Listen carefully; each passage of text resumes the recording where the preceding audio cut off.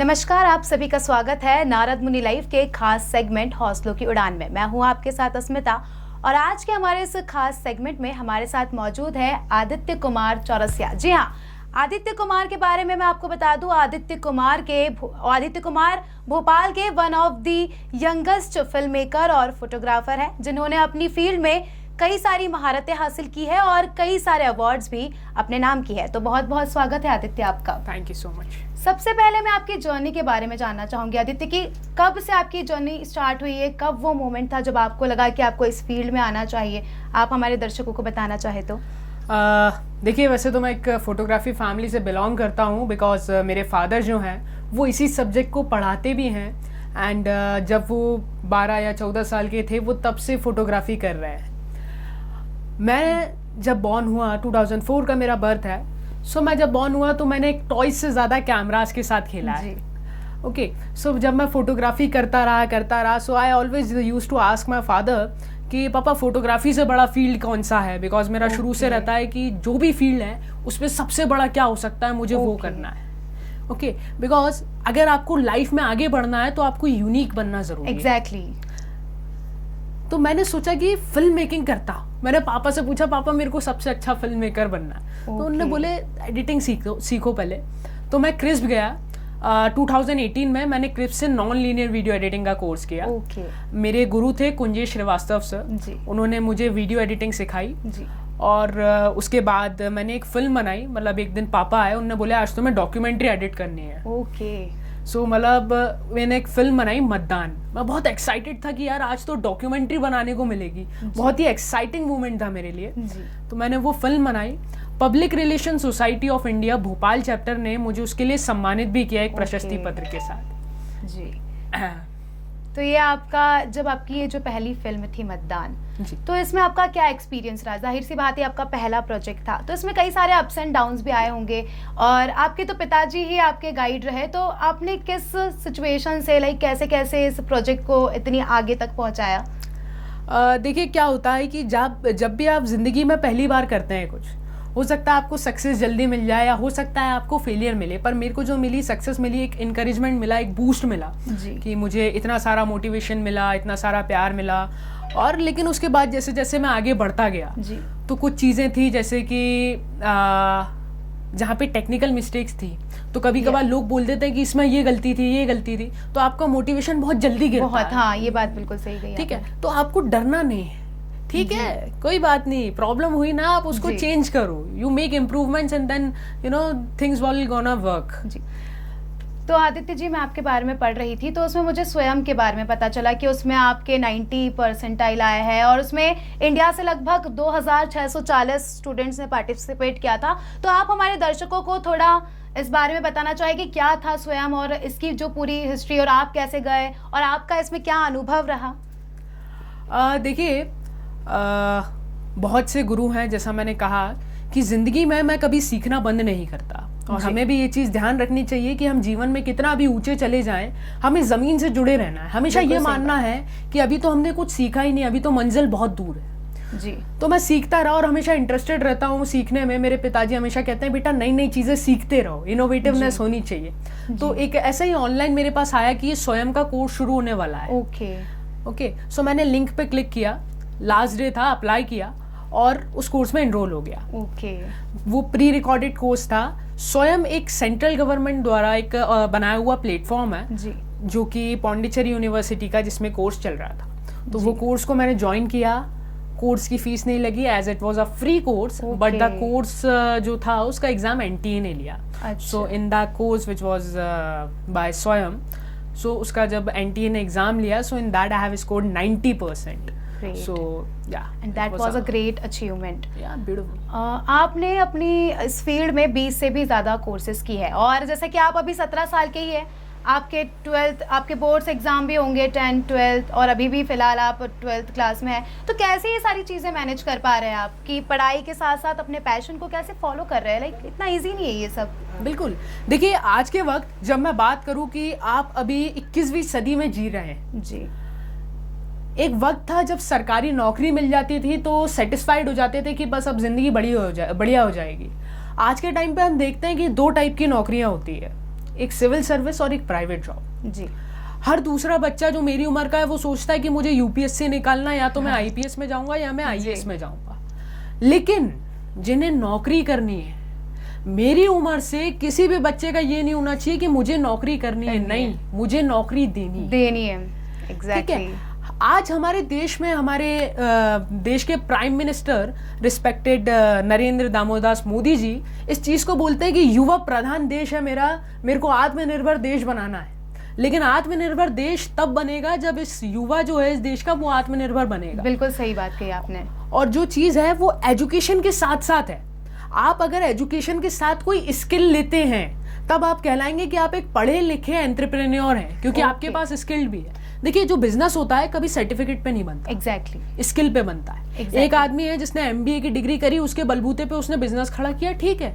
अगर दूसरे दिन वो बिजनेस गिर गया तो वो मुझे नहीं लगता कि कभी उस बिजनेस को दोबारा उठा पाएगा। लेकिन जो स्किल्ड आदमी है वो दूसरे दिन दूसरा बिजनेस खड़ा कर देगा, दूसरा एम्पायर बना लेगा, क्योंकि उसके पास स्किल है। तो आपके अकॉर्डिंग, जैसे आपने बात की एजुकेशन और स्किल की, तो जब हम अपना इंडियन एजुकेशन सिस्टम देखते हैं तो उसमें मार्क्स बेस्ड है कि टॉपर हो तो तुम बहुत कुछ कर सकते हो। तो आपको क्या लगता है कि एजुकेशन और स्किल में क्या डिफरेंस है? देखिए, एजुकेशन मतलब, पहली चीज तो मैं एक चीज बता दूं कि जब देश स्वतंत्र हुआ बहुत सी चीजों में बदलाव हुए, लेकिन शिक्षा पद्धति में बदलाव नहीं हुआ। ठीक है, आज भी जब हम 12th पास करते हैं, बच्चा ग्रेजुएशन करता है, पीजी करता है, लेकिन उसके बाद उसके नौकरी के अते पते कहाँ हैं? उसे स्ट्रगल करना पड़ता है जॉब ढूंढने के लिए। लेकिन ऐसा क्यों? माता पिता जो हैं वो इतना सारा पैसा इन्वेस्ट करते हैं ताकि मेरा बच्चा अच्छी नौकरी करेगा, लेकिन वो नौकरी तो उसको तब मिलेगी जब वो स्किल्ड होगा उस लेवल की। अगर कोई बंदा गूगल, फेसबुक यहाँ पे ऐसी जगह पे काम कर रहा है तो आप देखेंगे कि वो स्किल्ड इंसान को लेते हैं। जी। कभी कभार होता है कि डिग्री सेकंड चीज हो जाती है कि उसके पास स्किल है इसलिए उसको ले लिया जाता है और बहुत हायर पैकेज होता है। जी, बिल्कुल सही। ठीक है, ये आप तब कर पाएंगे जब आपके अंदर सीखने की भूख होगी। ऐसा नहीं है कि आज बंदे ने इतना स्कोर कर लिया फिर कल को ऐसा हो जाएगा। तो मैडम ऐसा नहीं है। आज की डेट में अगर आप एजुकेशन में अच्छे हैं, आप लोगों से अच्छे से बात करते हैं, व्यवहारिक हैं, और उसके साथ साथ आपके पास अच्छी स्किल है, तब जाके आप कुछ अच्छा कर सकते हैं। Education is like degree. अगर आपको समाज में बोलना है कि पढ़ा लिखा हूं तो मेरे पास डिग्री होना आवश्यक है, लेकिन मैं बोलूं कि मैं एक सक्सेसफुल इंसान बनना चाहता हूं जिसके पास बैंक बैलेंस हो, स्टेटस हो, दुनिया भर की चीजें हो, तो मुझे स्किल्ड बनना जरूरी है, काबिल इंसान बनना जरूरी है। एग्जैक्टली। और बिना स्किल्स के आप कैसे आगे बढ़ोगे? ये तो वही बात हो गई कि हाँ, पंखे लगे हैं मगर उसका स्विच ही नहीं है, तो फिर हम उम्मीद कर रहे हैं कि पंखा चालू हो।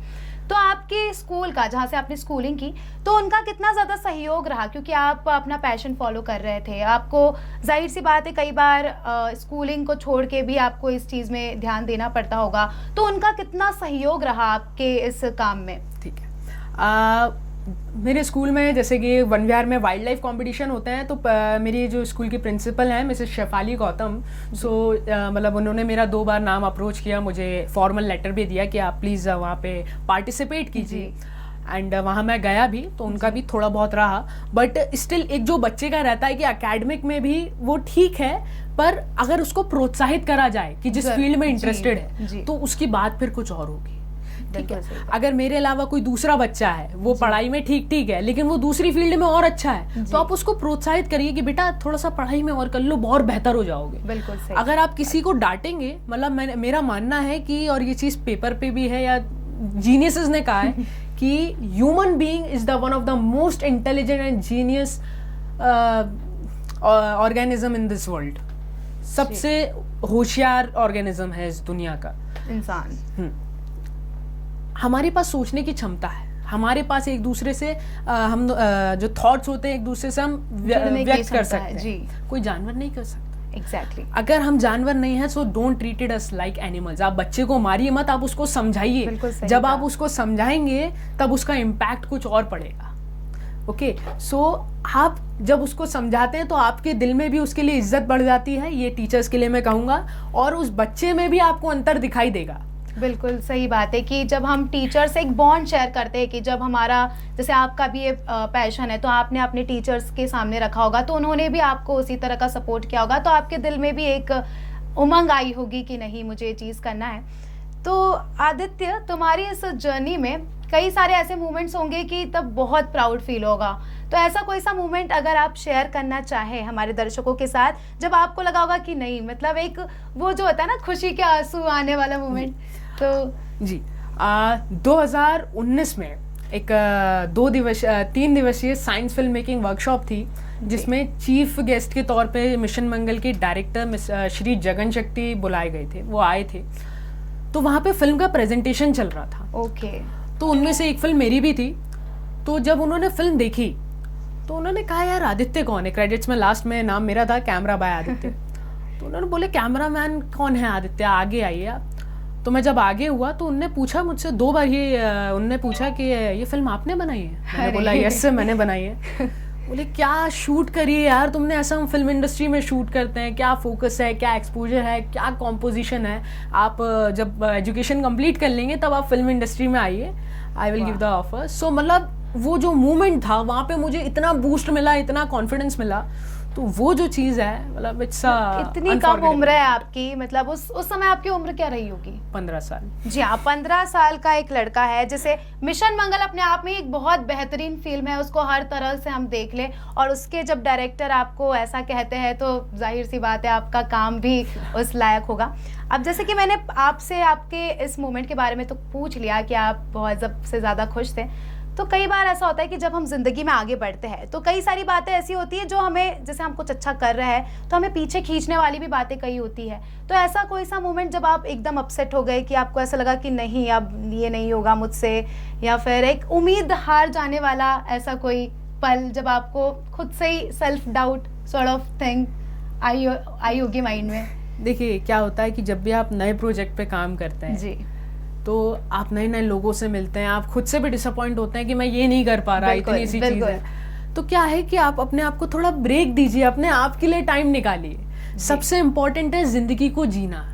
जी, आपको कोई भी चलता फिरता आदमी बोल देता है क्या फिल्म बनाई है यार। अपन बॉलीवुड में देखते हैं कि करोड़ों की फिल्में होती है जी, उसको लोग बोल देते हैं डायरेक्टर को कैसी फिल्म बनाई है। आपको हर आदमी की इम्पोर्टेंस नहीं देना है लाइफ में। बिल्कुल सही बात कही आपने। लाइफ में उस आदमी को इम्पोर्टेंस दो जिसको सुन के आप सही में आगे बढ़ सकते हो।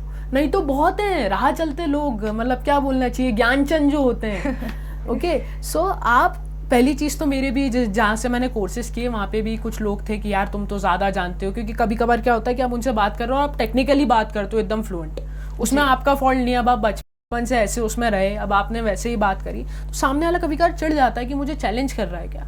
तो ठीक है, इग्नोर इट।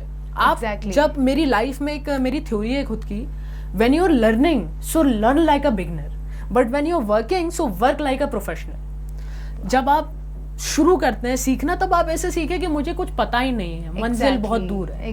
पर जब आप उस चीज़ को अप्लाई करने पे आते हैं ना कि मैं अब इस काम को कर रहा हूँ, तब उसको ऐसे करिए कि मुझसे अच्छा कोई नहीं कर सकता, I am the professional of this field, I am the master.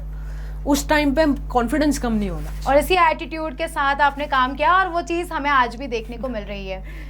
तो आपके आइडियल कौन रहे आदित्य शुरू से ही, कि आपको जिन्हें देख के आपको ये काम करने का मन कर जाए कि नहीं यार अब तो करना है, कुछ कर दिखाना है? देखिए मैं कहूँगा मेरे लाइफ में मेरे भगवान, मेरे गुरु और मेरे best friend is my father, जिन्होंने हमेशा मुझे सपोर्ट किया। मीन्स मैं कहूँगा कि मुझसे मेरे सब अलग हो जाएं, दुनिया अलग हो जाए, but he is the one who is only there for me, and he is my father mister Govind Chaurasia. And मतलब क्या बोलूँ मैं, ही इज़ मतलब सब कुछ है मेरे लिए, मेरे टीचर भी, सब कुछ। मैं कभी भी किसी भी उसमें रहता हूँ। ये धरोहर है जो आपको ये मिली है। एब्सोल्युटली। तो आदित्य, कई सारी यंग जनरेशन्स भी हमारी इस वीडियो को देख रही होंगी, और आज के टाइम में ऐसा होता है कि अपना जब पैशन फॉलो करते हैं, मैं अपनी भी बात करूँ तो हमें कई सारी अपना सेल्फ डाउट्स हो जाते हैं कि क्या हम कर पाएंगे कि नहीं, पेरेंट्स मानेंगे, दुनिया क्या बोलेगी, क्योंकि हम इस फील्ड में हैं। तो उन लोगों के लिए आप कुछ टिप्स देना चाहे, उन लोगों को कुछ ऐसी बातें बताना चाहे जिससे वो भी अपने आप के लिए आगे के लिए कुछ सोच सके, और अपने जो, क्योंकि आपने अपनी फील्ड में इतनी कम उम्र में इतनी बड़ी महारतें हासिल की है, तो कहीं ना कहीं आपके शब्द भी उन्हें काफ़ी ज़्यादा मोटिवेट करेंगे, और मैं खुद यहाँ मोटिवेट हो रही हूँ आपको सुन के। तो उन्हें, उनके लिए आप कुछ आखिरी में मैसेज देना चाहें? देखिए मेरा मैसेज आपसे ये रहेगा कि एजुकेशन जो है वो सिर्फ एक दिमाग की कंडीशनिंग के लिए नहीं है। दिमाग की कंडीशनिंग आप उस चीज़ में होगी जहाँ से आप स्किल को एक्योर करेंगे। सबसे पहले अपना पैशन डिस्कवर करिए कि आपको मज़ा किस चीज़ में आता है, एंड आप जब इसको कर लेंगे, पर आई सजेस्ट यू कि आप इसको 12th के पहले कर लें, ताकि क्योंकि आगे जो टाइम है कि आपको ग्रेजुएशन भी करना है, पीजी भी करना है, और हो सके तो पीएचडी भी करना है। लाइफ में कभी एक गोल पकड़ के मत चलिए कि मुझे ये ही करना है। अगर वही गोल है तो उसमें 100% दीजिए। लाइफ में आगे कुछ नहीं हुआ तो क्या है यार, सीखा तो इतना, लेकिन ऐसा नहीं होता कि नहीं देखा, कुछ नहीं हुआ, कुछ ना कुछ ज़रूर होगा, क्योंकि वो ईश्वर जो है, लोग बोलते हैं कि लक होता है जी, है ना, बिल्कुल। लेकिन असल में ये होता है कि हाथ की जो रेखा होती है ना, वो ईश्वर जब देखता है कि इतनी मेहनत कर रहा है तो ये रेखा आपके अकॉर्डिंग बदलने लगती है। बिल्कुल सही बात कही आपने। तो बहुत से लोग ऐसे हैं, देखिए मार्क ज़ुकरबर्ग हैं जिनने फेसबुक बनाया, वो कॉलेज ड्रॉप आउट है, पर दुनिया के सबसे सक्सेसफुल और सबसे अमीर लोगों में उनकी गिनती होती है। क्यों? क्योंकि वो अपने पैशन को लेके, अपने गोल को लेके पागल थे। मैम एक और चीज़, समझदार लोग इतिहास पढ़ते हैं लेकिन पागल लोग इतिहास रचते हैं। बिल्कुल सही बात कही तो आपने। इतिहास रचयिता बनिए आप, और स्किल जो है, स्किल को कॉन्स्टेंटली लेते रहिए। ऐसा कभी मत करना कि मैंने तो सीख लिया, नहीं, सीखना हमेशा अनंत रहेगा।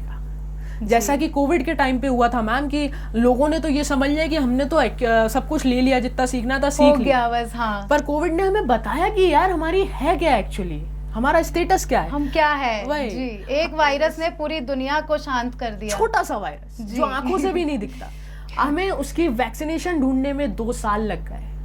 आज 2.5 साल बाद जाके सिचुएशन नॉर्मल शुरू हुई है। तो बस पैशन को फॉलो कीजिए, एजुकेशन लेते रहिए हैं ताकि आप पढ़े लिखे कहलाएं, अपने व्यवहार को अच्छा रखिए, आप लोगों से अच्छे से बात कीजिए और स्किल्स को लीजिए, और आखिरी में और सबसे इम्पॉर्टेंट, अपने पेरेंट्स को हमेशा ध्यान में रखिए, और आप उनके लिए क्या कर पा रहे हैं, जिस सोसाइटी से आपको मिला आप उनको क्या देंगे लास्ट में। और देश की जिम्मेदारी नहीं है कि वो आपको आगे बढ़ाए, आपकी जिम्मेदारी है कि आप इस देश को आगे बढ़ाएं। बिल्कुल सही बात कही आदित्य ने कि देश की जिम्मेदारी नहीं है कि वो हमें आगे बढ़ाए, हमारी जिम्मेदारी है, एक नागरिक होने के नाते हमारी जिम्मेदारी है कि हम अपने देश को क्या दे रहे हैं। तो आज हमने बात की आदित्य कुमार चौरसिया से, और आदित्य जी हमें उम्मीद है कि आगे भी आप काफ़ी ज़्यादा नाम कमाएंगे और काफ़ी ज़्यादा महारतें हासिल करेंगे, क्योंकि अभी तो सिर्फ 17 के हैं आप, और आगे ऐसी कई सारी महारतें आपके नाम होना है, और हम ऐसे ही चाहेंगे कि आप ऐसे आगे बढ़ते जाएं, और हम जब भी बुलाएं आपको, आप हमारे सेट पे आते जाएं। तो बहुत बहुत बधाइयां आपको। तो आपको ये शो कैसा लगा, अपनी राय हमें कमेंट बॉक्स में कमेंट कर जरूर बताएं, और ऐसी ही अपडेट्स के लिए, ऐसे ही इंटरव्यूज के लिए हमारे चैनल को सब्सक्राइब करना ना भूलें। नमस्कार, जय हिंद।